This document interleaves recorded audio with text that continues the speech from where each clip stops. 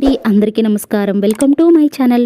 మా ఛానల్ కనుక first time వస్తే నచ్చితే సబ్స్క్రైబ్ చేసుకోండి. టుడే రెసిపీ బిగినర్స్ కూడా సింపుల్గా కాకరకాయ కర్రీని చేదు లేకుండా ఏ విధంగా చేసుకోవాలి. ముందుగా దీనికోసం 1/2 కిలో కాకరకాయని తీసుకొని ఉప్పు పసుపు వేసుకొని నీట్గా వాష్ చేసుకొని సిద్ధం చేసుకోవాలి. ఒక నిమ్మకాయ సైజ్ అంతా చింతపండు, అలాగే ఉల్లిపాయ, ఒక పచ్చిమిర్చి, 3 టమాటాలు తీసుకోవాలి. ఒక కడాయి పెట్టుకొని అందులో 3 స్పూన్ల ఆయిల్ని వేసుకోవాలి. ఆయిల్ వేసుకొని ఆయిల్ బాగా హీట్ అయిన తర్వాత అందులో కాకరకాయ ముక్కలను యాడ్ చేసుకొని ఒకసారి బాగా మిక్స్ చేసుకోవాలి. కాకరకాయ ఒక 30-40% వరకు ఫ్రై అయ్యేంత వరకు కూడా ఫ్రై చేసుకోవాలి. ఇలా ఫ్రై చేసుకున్నటువంటి కాకరకాయలని ఇంకొక ప్లేట్లోకి తీసుకోవాలి. ఇప్పుడు అదే కడాయిలో పోపు దినుసులను యాడ్ చేసుకోవాలి. పోపు దినుసులను యాడ్ చేసుకుని పోపు దినుసులు చిటపట్లాడిన తర్వాత పచ్చిమిర్చి, ఉల్లిపాయను కూడా యాడ్ చేసుకొని ఒకసారి బాగా మిక్స్ చేసుకోవాలి. ఇలా మిక్స్ చేసుకున్న తర్వాత ఇప్పుడు ఇందులో కరివేపాకుని యాడ్ చేసుకోవాలి. కరివేపాకును వేసుకొని ఒకసారి బాగా మిక్స్ చేసుకున్న తర్వాత ఇప్పుడు ఇందులో అల్లం వెల్లుల్లి పేస్ట్ని కూడా యాడ్ చేసుకోవాలి.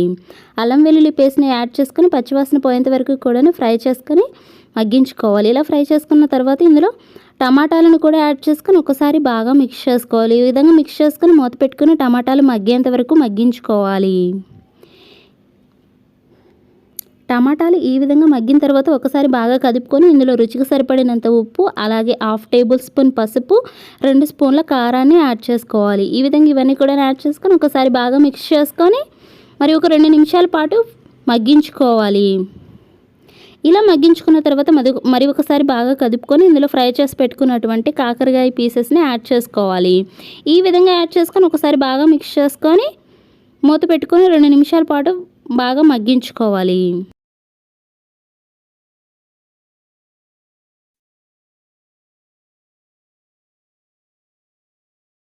మగ్గించుకున్న తర్వాత మరి ఒకసారి బాగా మిక్స్ చేసుకోవాలి. ఇలా మిక్స్ చేసుకున్న తర్వాత ఇప్పుడు ఇందులో ముందుగా మనం తయారు చేసి పెట్టుకున్నటువంటి చింతపండు నీళ్ళని యాడ్ చేసుకోవాలి.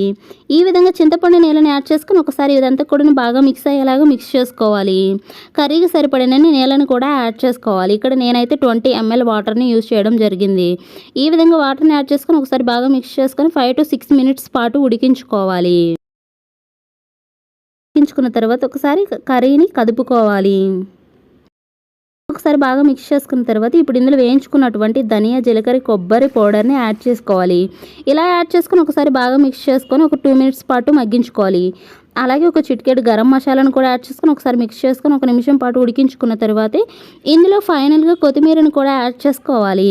ఈ విధంగా కొత్తిమీరను కూడా యాడ్ చేసుకొని ఒకసారి బాగా మిక్స్ చేసుకొని 2 minutes పాటు మగ్గించుకొని స్టవ్ ఆఫ్ చేసి సర్వ్ చేసుకుంటే ఎటువంటి చేదు లేకుండా టేస్టీగా ఉండేటటువంటి హెల్తీ కాకరకాయ కర్రీ అనేది తయారవుతుంది. మీకు కనుక మా ఈ వీడియో నచ్చినట్లయితే లైక్ చేయండి, సబ్స్క్రైబ్